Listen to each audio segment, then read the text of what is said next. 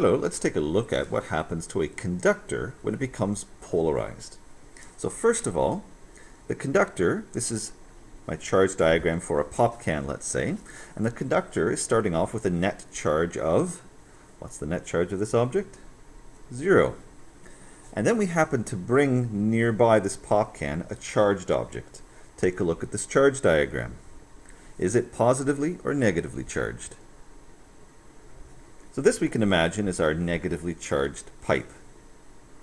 So we have to ask ourselves the question, in this object here, which of the particles are easily able to move, the positive or the negatively charged particles?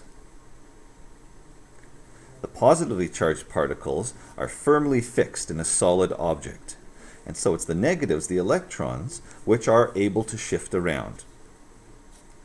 When we bring a negatively charged object nearby our neutral pop can, what effect will this negatively charged object have on the electrons in this pop can?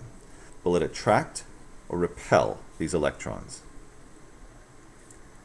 It's going to repel these electrons. As a result, these electrons are going to get pushed. In what direction will they be pushed? To the right or to the left?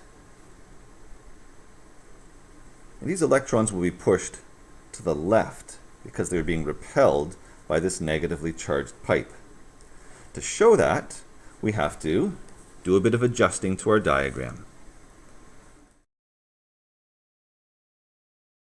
Remember, these particles don't move, but the electrons get pushed, and they get pushed in this direction. So I can show these negatives all moved to the left like this. We call this movement the movement of the sea of electrons, and the electrons as a group shift from one side of our metal object to the other. And now this object is polarized. So this side of the object has more of a negative charge,